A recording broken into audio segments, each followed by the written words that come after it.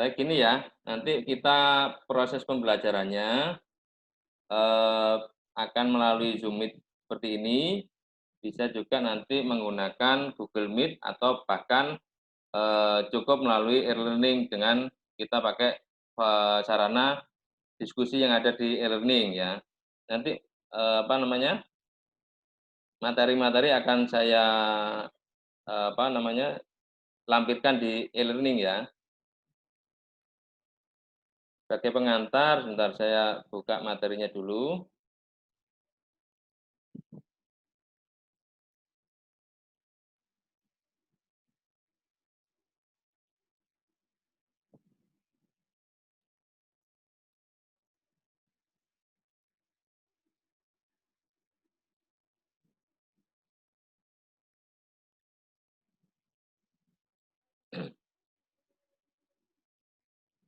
Mungkin ada yang sudah punya buku pendidikan Pancasila? Mungkin dari kakaknya, saudaranya, atau teman, atau kerabatnya yang lain? Belum, Pak. Belum ada yang punya? Belum. Oke, ini saya share screen ya.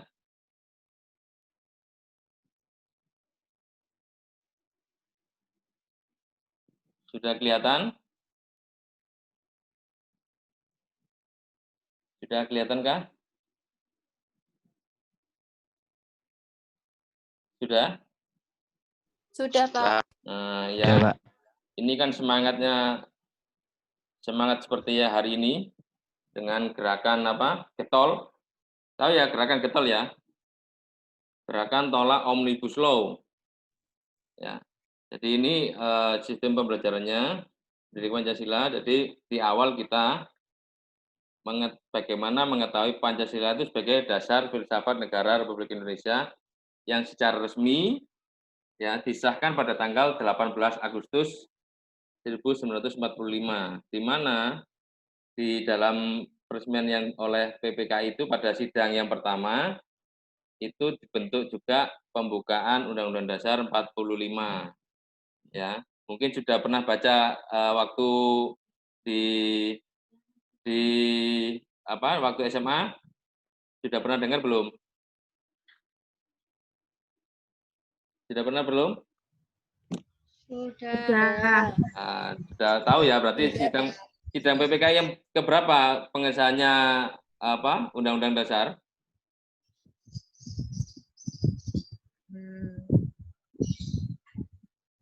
Sidang yang berapa?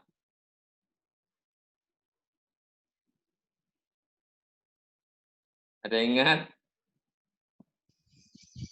Dulu masuk ya yang SMA pasti tahu. Kalau yang SMK ini yang mungkin tidak ada materi terlalu pembahasannya tentang ini. Kalau yang SMK ya, yang SMA mana yang SMA? Ayo. Yang SMA mana? Silakan ini menyampaikan yang diketahui waktu SMA. Sidang PPKI yang pertama ya. Jadi sidang PPKI yang pertama itu tanggal 18 Agustus 1945 memutuskan berapa keputusan? Ada berapa keputusan pada sidang yang pertama itu? Ada yang ingat? Ada berapa keputusan? 3. 3 apa saja?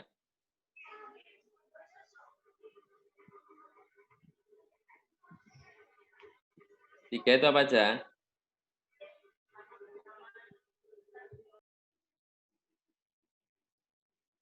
Siapa tadi yang jawab, yang bilang 3 tadi? Silakan. Tidak apa-apa, menyampaikan aja. 3. Apa aja? 1. Mengesahkan undang-undang. Undang-undang apa? Mengesahkan undang-undang siapa? Siapa tadi? Wakid ya? Mengesahkan undang-undang apa, Wakid? Undang-undang Omnibus Law? UUDS. UUDS. Oke, ya. Yang jawab UUD siapa tadi? Mengesahkan Fatima, Bapak. siapa? Fatima. Fatima, ya mengesahkan UUDS. Terus ada lagi yang berpendapat lain? Membentuk KNIP. Soekarno, Pak. Membentuk KNIP. Terus siapa tadi mengangkat? Insinyur Soekarno sama Soekarno. Muhammad Hatta. Muhammad Hatta. Sudah nemu jawabannya di googling ya? Jadi pertama itu menetapkan presiden dan wakil presiden. Ya. Yang kedua menetapkan undang-undang dasar, bukan undang-undang UUDS. Undang-undang dasar 45. Nanti ada tahapannya 5 tahun kemudian, itu namanya UUDS 1950. Ya. Lalu ada lagi apa? Membentuk Komite Nasional. Komite Nasional. Komite Nasional apa? Sebagai Apa? Komite Nasional apa? Untuk membentuk presiden. sebagai badan pembantu Presiden. presiden, Pak. Membentuk Komite Nasional apa namanya? Komite Nasional apa?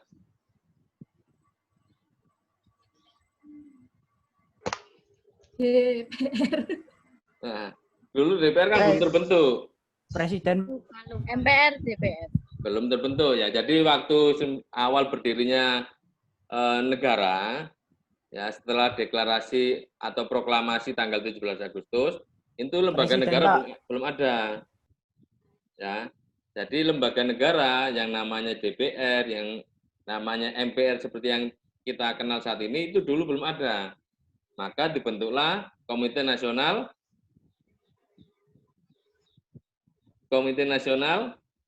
Indonesia Pusat. Indonesia Pusat. Jadi KNIP, bukan KNPI ya, awas kebalik. Iya. KNIP. Jadi KNIP itu cikal bakal terbentuknya lembaga perwakilan rakyat nantinya. Ya. Jadi sejarah perjalanan Pancasila kadang hanya dijadikan alat legitimasi, ya, legitimasi kekuasaan. Ya. Dulu di masa Orde Baru, sekarang di masa pasca reformasi. Jadi Pancasila ini hanya sebagai alat legitimasi kekuasaan, bukan dasar filsafat negara dan pandangan hidup negara. Nah, kalau Pancasila ya saat ini kan lagi lagi tren ya. Ambil yang ini. Bisa dikatakan tren ya. Ini Tren Pak, lampu yang ceklakan patenan nanti lu.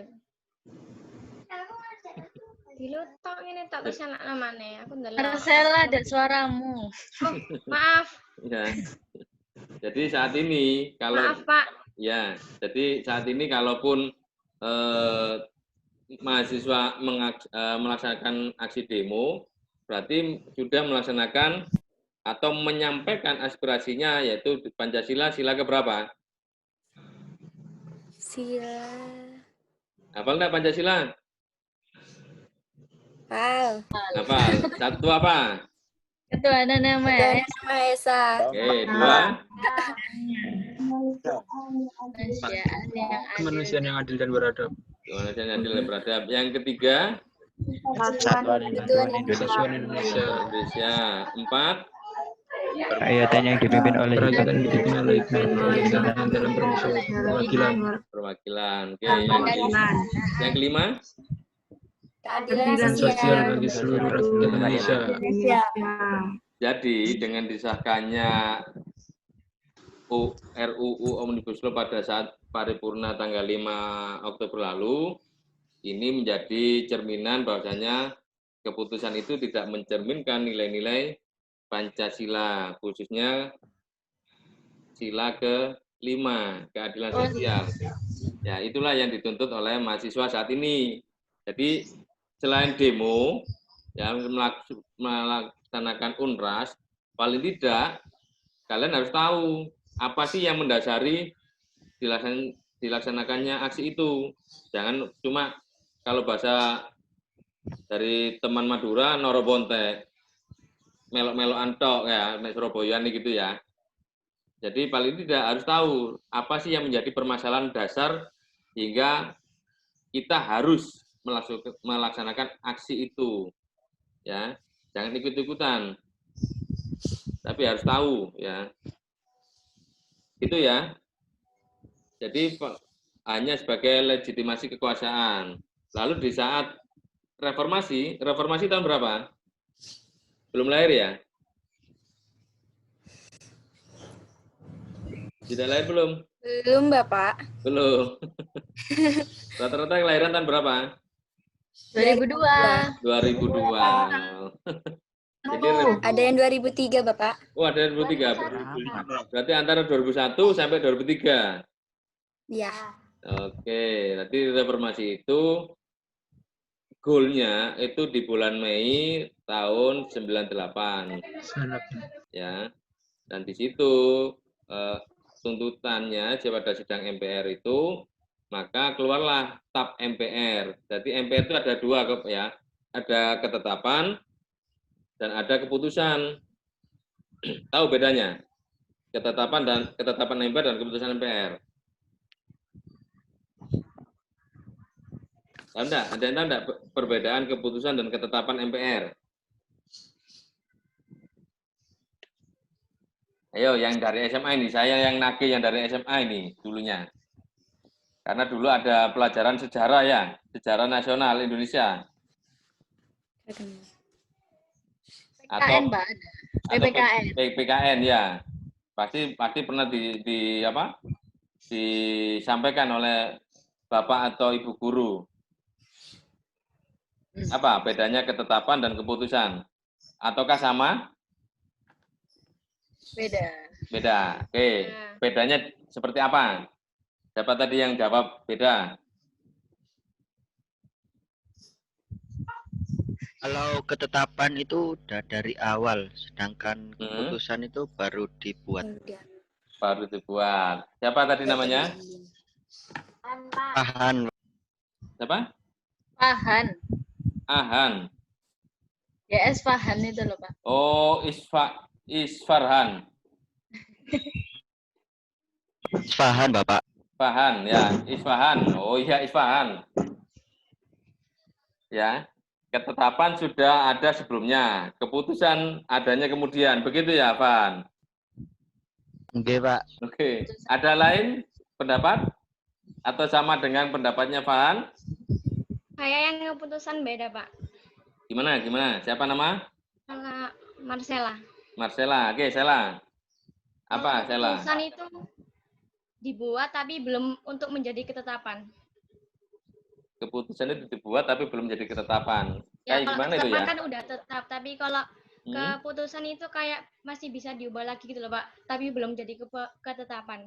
Oke, berarti keputusan itu masih bisa dirubah kalau sebelum jadi ketetapan.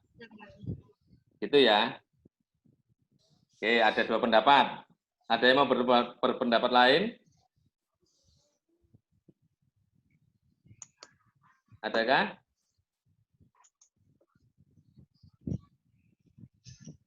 Ada tidak?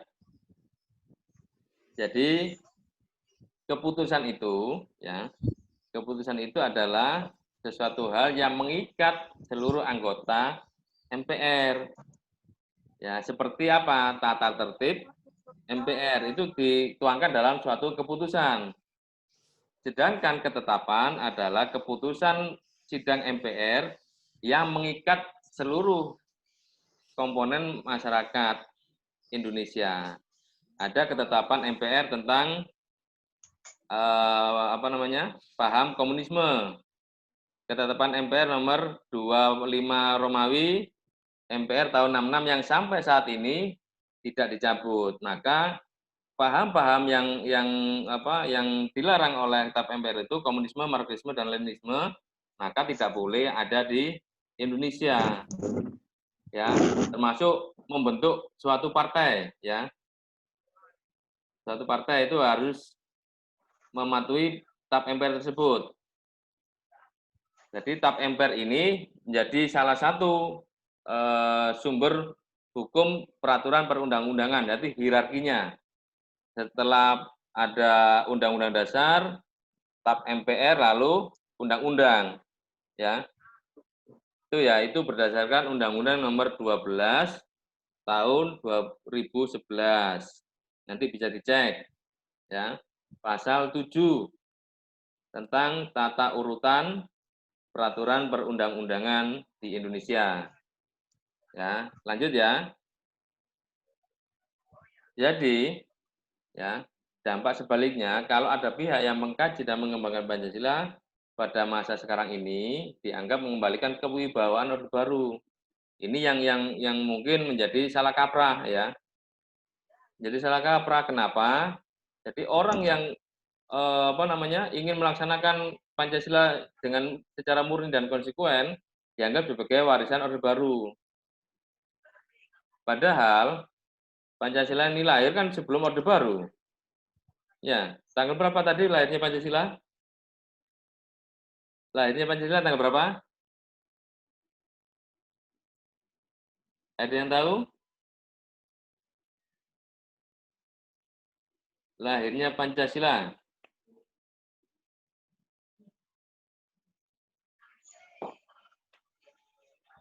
Ada yang tahu lahirnya Pancasila? 1 Juni 1945. 1 Juni 1945. Oke, ada lagi yang berpendapat lain?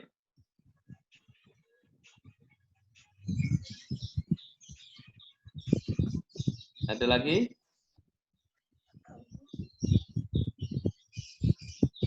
Jadi lahirnya Pancasila, ya, Pancasila yang saat ini yang sudah tadi diucapkan 1 sampai 5 itu lahirnya bukan 1 Juni. Ya, lahirnya tanggal berapa tadi? Ini loh. 18 Agustus. Nah, 18 Agustus ini lahirnya Pancasila. Kenapa lahirnya Pancasila di tanggal 18 Agustus? Karena Pancasila disebutkan di dalam mana? Pancasila tercantum di mana? Di dalam Pembukaan UUD 95. Pembukaan UUD 45. Ya, itu menjadi satu rangkaian. Ya. Batang tubuh yang pasal 1 sampai pasal 33 Undang-Undang Dasar itu adalah batang tubuhnya. Dan ada pembukaan. Nah, pembukaan itu mencantumkan Pancasila seperti yang saat ini ada. Ya. Jadi Pancasila adalah lahir pada tanggal 18 Agustus 1945. Kalau 1 Juni itu apa 1 Juni? Ayo apa? Pengesahan. Perencanaan. 1 Juni adalah usulan. Oh iya. Ya. Karno. Usulan dari Soekarno. Padahal usulannya pun bukan dari Soekarno saja. Kelima usulan itu ada dari siapa? Muhammad Yamin. Muhammad Yamin dan Supomo. Ya. Di dalam sidang apa itu? Kuritsu Junbi Sidang BPUPKI. Oh Ya. iya. Dan tempat sidang BPUPKI sekarang ini bernama Gedung Pancasila di Jalan Merdeka. Ya, satu komplek dengan Kementerian Luar Negeri. Jadi gedung yang untuk pertemuan besar itu sekarang bernama Gedung Pancasila. Sedangkan gedung yang untuk rapat panitia 9 itu sekarang ditempati menjadi tempat kerjanya Menteri dan Wakil Menteri Luar Negeri. Kalau saat ini Menteri Luar Negerinya siapa?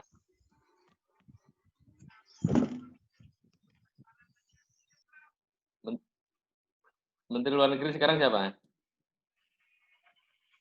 Bu Retno Marsudi. Bu Retno Marsudi. Oke, ya. Kalau sempat pernah ke Jakarta pasti nanti akan tahu. Gedungnya masih bangunan lama ya, masih peninggalan kolonial. Jadi mirip-mirip yang dari SMA mana tadi? SMA Komplek.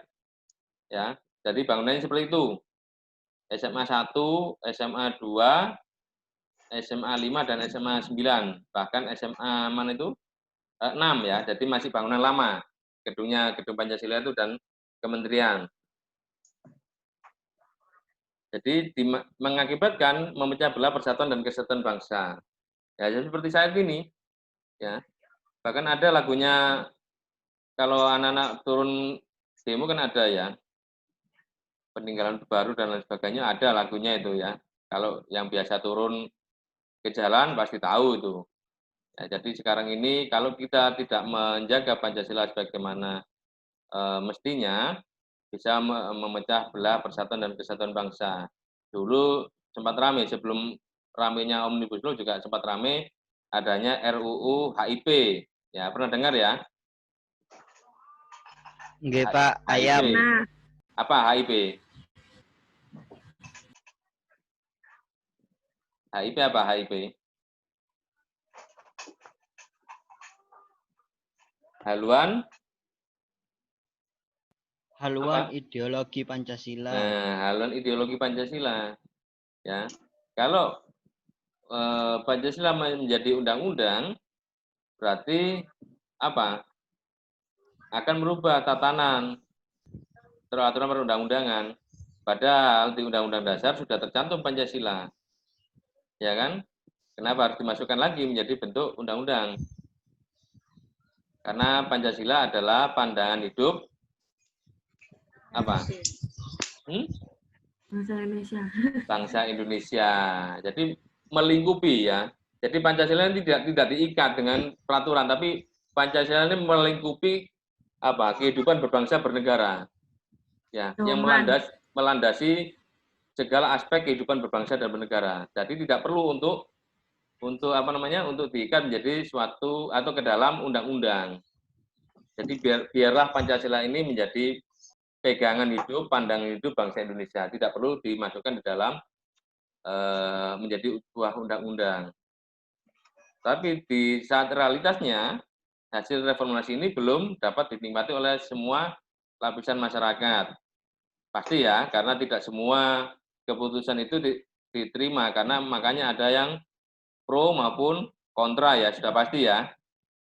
Pendapat satu kelas saja belum tentu sama. Ya, di kelas keperawatan aja belum tentu sama. Kalau ada satu permasalahan, kalau disampaikan di dalam satu kelas pasti akan banyak pendapat, ada yang pro dan ada yang kontra. Bahkan ada yang mengambil jalan tengah. Nggak ikut ke yang pro, nggak ikut yang kontra, nggak melok ngiwo, nggak melok nengen. Di tengah-tengah. Ya. Gitu. Lalu akhirnya apa? Akhirnya membuat nasionalisme, jiwa bangsa, jiwa kebangsaan kita menjadi rapuh, mudah diombang-ambingkan. Jadi budaya-budaya asing yang bukan budaya bangsa Indonesia semakin apa? Terkikis. Seperti apa? K-pop ya. Ini penggemar K-pop enggak ini? Ya. Ya. Terus drakor ya. Ya. Itu rutin kalau sore ya. Malam, Pak. Kuliah, Pak. Oh, malam ada. Ya. Jadi budaya seperti itu. Jadi nanti akhirnya apa? Rambutnya yang biasa standarnya seperti kita bangsa Indonesia, berambut hitam akhirnya apa? Diwarna-warni. Kanan hijau, kiri kuning, tengah merah. Ya kan? Jadi rambut setopan ya. Kalian ada yang dari gerobokan, dari apa namanya? Lampu bangjo, abang hijau. Ya. Jadi budaya-budaya asing itu yang nantinya akan menggerogoti nasionalisme kita. Ya. Termasuk juga ada gerakan massa yang brutal. Ya. Adanya geng motor, ya. Apalagi yang brutal-brutal itu. Geng motor, lalu balap liar, lalu apa lagi? Pang-pangan, Pak. Apa itu? Metal. Oh, pang. Nah, itu pang saat ini tapi sudah apa namanya? Sudah sedikit hilang ya. Sudah sedikit hilang masanya. Walaupun sempat difilmkan. Sekarang itu kalau yang ada di Bandung itu ada manusia silver. Ya, jadi dia mewarnai tubuhnya berwarna silver, berada di trotoar kota Bandung. Ya, ada yang di Bandung tidak ada ya. Nah, ini seperti yang saya sampaikan tadi. Jadi dengan semakin rapuhnya nasionalisme kita, maka pengaruh-pengaruh ideologi liberal, sosialis, komunis akan mudah masuk di Indonesia setelah setelah reformasi dan demokrasi saat ini, ya kan? Ada namanya Syiah yang Sampang, dan Sampang ya, Syiah itu kan. Lalu ada lagi komunis, walaupun tidak lagi berbentuk partai ya, tapi paham-paham itu masih ada, karena yang bisa dibunuh adalah wadahnya, tapi ideologinya tidak bisa dibunuh. Ideologi itu akan tetap hidup selama ada yang meneruskan, ya. Komunis ideologi, partai itu tempatnya, wadahnya. Partainya bisa dibubarkan, tapi ideologinya tidak bisa dibubarkan, karena ideologi ini sudah menjadi bagian dari hidup yang menganut. Seperti kita kalau ideologinya Pancasila, maka kelima sila itu menjadi bagian dari hidup kita.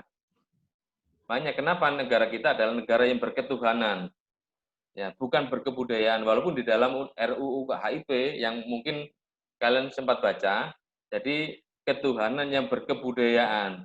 Seperti apa kira-kira ketuhanan yang berkebudayaan itu? Ya kan? Jadi bukan ketuhanan yang Maha Esa lagi. Tuhan itu berbudaya. Tuhan Esa kan cuma satu ya. Kalau Islam berarti kan Allah Ta'ala ya. Kalau Hindu ada Sang Hyang Widi. Kalau di Nasrani ada siapa? Kalau Nasrani ada 3. Bapak. Ya, ada Tuhan Bapa, ada Tuhan Rohul Kudus, dan ada siapa? Tuhan Bapa. Tuhan Anak. Berarti itu sebutannya di tempat disebut Trinitas.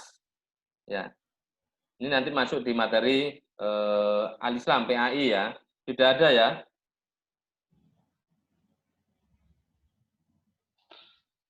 Lalu di mana letak ideologi Pancasila? Ya di sini ya. Kita mulai ditanamkan mulai kecil. Ya, di PAUD saja sudah menghafal Pancasila. Nah, tinggal di tingkat perguruan tinggi itu bagaimana mengimplementasikan ideologi Pancasilanya. Makanya kenapa saat MOOCs ya atau ORDIV kemarin kan ini pemecahan rekor pembagian sembako. Ya, itu berarti apa? Untuk mewujudkan ini, mewujudkan rasa kemanusiaan. Ya. Rasa kemanusiaan.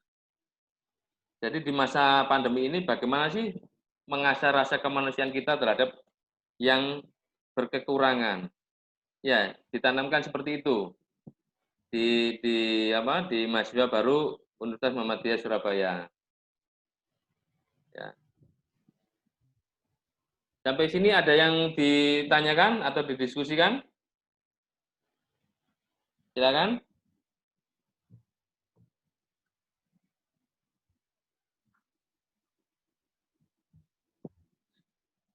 Ada yang Permisi, saya izin bertanya. Ya, silakan. Siapa? Bayu, Pak. Bayu. Oke, Bayu, silakan Bayu. Perbedaan dari Putus Bayu. Perbedaan komunis sama ateis itu apa ya, Pak? Oke. Ya. Komunis. Terima kasih, Pak. Oke, terima kasih Bayu ya. Ini mantap ini. Ini kayaknya sering baca-baca tentang buku ketuhanan ini kayaknya Bayu ini. Ya, ateisme itu adalah tidak mengenal Tuhan. Ya. Komunisme adalah paham yang ideologis. Ya. Meraih kekuasaan dengan berbagai cara. Sama, tidak mengakui Tuhan. Ya.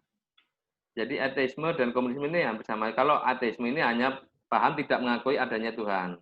Tapi kalau komunisme ini adalah ideologi yang diikuti dengan apa? Ingin meraih kekuasaan dengan segala cara dan tidak mengakui adanya Tuhan. Ini hampir sama. Itu Bayu. Ada lagi? Iya, Pak.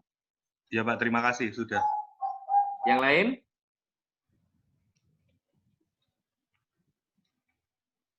Ada lagi yang lain?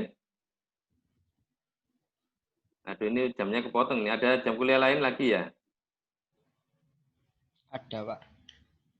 Oh, ini soalnya masuknya tadi agak lambat ya, yang teman-teman yang lain ya. Oke, Pak. Oke, berarti kita cukupkan sampai di sini dulu ya. Kita lanjutkan besok. Jam berapa besok ya? Besok siang ya. Kita lanjutkan besok ini mulai dari landasan pendidikan Pancasila ini ada landasan historis, ada landasan filosofis, landasan kultural, dan landasan yuridis. Ya. Jadi mohon besok mulai jam berapa mulainya ya? Besok tolong dikabari teman-temannya untuk siap di tempat. Kita mulainya jam 13.20 habis sholat Jumat. Gitu ya. Oke, Pak. Oke, saya cukupkan sekian untuk hari ini. Kalau tidak ada yang didiskusikan, kita lanjutkan besok untuk pembahasan landasan pendidikan Pancasila. Itu ada yang ditanyakan mungkin? Tadi ada yang tanya di chat, Pak. Di chat. Rangga. Kalau sama apa ya? Satanisme. Bentar, satanisme apa ini satu? Penganut setan itu, Pak. Apa? Penganut setan. Oh, penganut setan. Ya, Ada sendiri ya satanisme ya? ada, Pak. Jarang tapi, Pak. Ya. Kalau satanisme ini di Indonesia tidak begitu ada ya. Oke, Pak. Jadi apa namanya? Ya, itu Gimana? Ada yang lebih tahu? Ada yang punya info? Illuminati. Gimana? Satanisme. Ya, di Indonesia tidak ada dikenal satanisme. Ya. Itu mungkin di luar Indonesia. Kalau kita kan mungkin dikenalnya itu kayak kalau di Jawa ada namanya kejawen, ya. Kejawen itu satanisme pemuja setan. Nah, pemuja setan ini kan tidak ada di Indonesia. Ya kan? Pernah enggak di media-media mengenal satanisme di Indonesia? Kan tidak ada. Ya. Pernah dengar enggak? Banyak dukun, Pak. Nah, kalau dukun kan beda lagi sebutannya, bukan satanisme. Kalau dukun kan bukan cuma setan bermainnya. Ada jin juga. Ya. Oke, Pak. Ada yang kecil itu, apa namanya yang kecil itu? Jenglot, Pak. Tuyul. Ya, tadi tidak ada yang fokus atau aliran yang fokus seperti yang dimaksudkan itu ya. Oke. Ya, ini ada lagi siapa nih? Rangga, orang satu juga punya ilmu hitam ya. Ilmu hitam kan banyak, ada sebutannya kan berbeda-beda, itu sudah masuk klinis itu apa? Klinik ya. Klinik, jadi ada santet, ada teluh, ada apalagi sebutan banyak lah. Rawa rontek. Nah, rawa rontek. Jadi Caran goyang, Pak. Ya, kalau pengabdi setan lah berarti ini apa namanya kayak yang ngangkat ini reog itu disebut apa kira-kira? Bantengan, Pak. Apa ada yang Banyuwangi ya, Banyuwangi kan ada bantengan. Kalau yang di Ponorogo kan ada yang dadak merak itu. Ya. Terus ada lagi mana itu? Di Bali. Jaranan. Nah, Jaranan ya, terus Bali. Bali itu apa namanya? Lea. Nah, itu gimana tuh? Kalau di sini sebutannya bukan itu ya. Ya cuma ilmu hitam gitu aja. Kalau lebih fokus ke satanisme tidak penyebutannya tidak seperti itu. Itu ya. Nah, ada yang chat lagi. Ya ikut demo tak Pak? Oh iya. Saya sudah pernah ikut demo. Ya. Pensiun, Bapak. Ya, tidak apa-apa. Ya, kadang juga saya sering ikut demo juga. Tapi demonya sekarang bukan di lapangan. Ya. Kalau dulu saya pernah di lapangan juga. Jadi saya demonya sampai masuk ke gedung DPRD tanpa diketahui oleh petugas. Ujung-ujung saya sudah masuk di arealnya ke DPRD. Ya, mahasiswa kan masih masih ini menurunkan kawat berdurinya. Tapi saya sudah masuk ke gedung DPRD-nya, ya. Kalau saat ini mungkin kayaknya enggak ikut nih saya hari ini ya. Tapi cobalah nanti, biasanya nanti nungguin nih saya. Nunggu komando. Kalau saya komandonya dari persyarikatan, ya.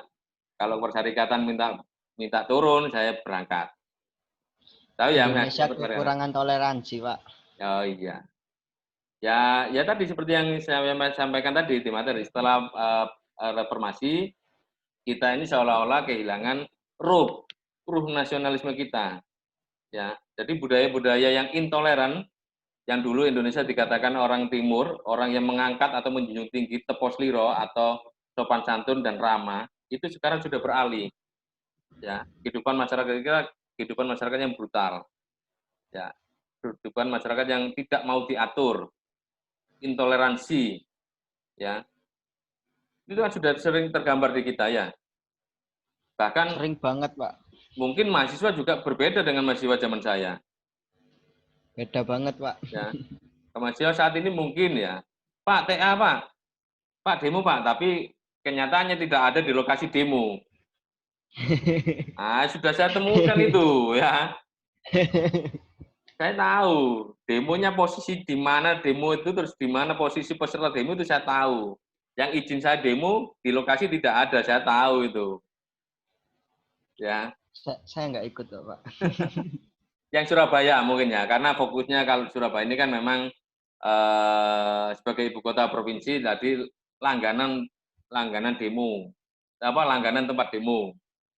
Langganannya di mana tempatnya? Ya kalau nggak di Gerahadi ya DPRD Jatim. Kalau enggak ya geser di sebelahnya Gerahadi, di mana? DPRD Surabaya. Begitu. Ini tempat favoritnya aksi demo. Ya. Tapi tidak ada, saya belum tempat jumpai aksi demo itu yang menutup jalan nasional. Tahu jalan nasionalnya di Surabaya? Enggak, Pak. Tidak ada. Ayani, belum pernah itu ditutup di tempat aksi demo itu. Tahu kan Ayani ya? Pernah dengar, Pak. Nah, sepanjang jalan Ayani belum pernah dijadikan tempat demo. Apalagi Bundaran Waru yang jadi dari Waru tadi ya.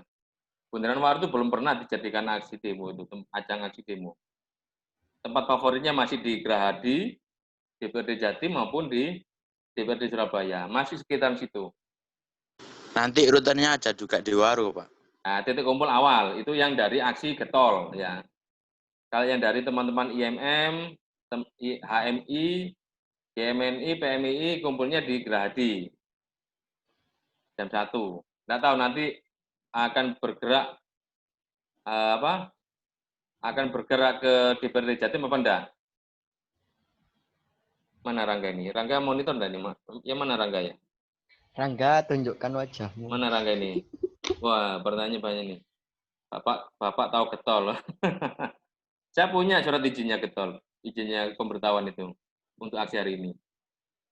Ya, kalau sudah pernah aksi turun ke jalan pasti tahu proses-prosesnya itu. Makanya saya pesankan ya, bila nanti kalian aksi turun, tetap jaga fisik, ya, tetap jaga protokol kesehatan, sangu, hand sanitizer, ya, masker, terus baju lengan panjang atau alma maternya, ya. Jangan lupa itu, karena penyebaran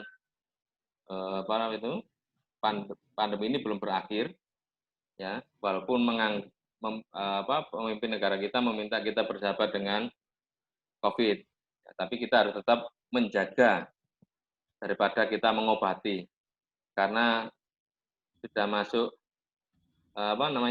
masuk rumah sakit itu sudah masuk protokol COVID, ya, masuk COVID itu. Jadi tidak parah atau tidak kena COVID pun maka perlakuannya seperti pasien COVID. Jadi kalau opname maka masuknya ke ruang isolasi lebih dahulu, harus di swab.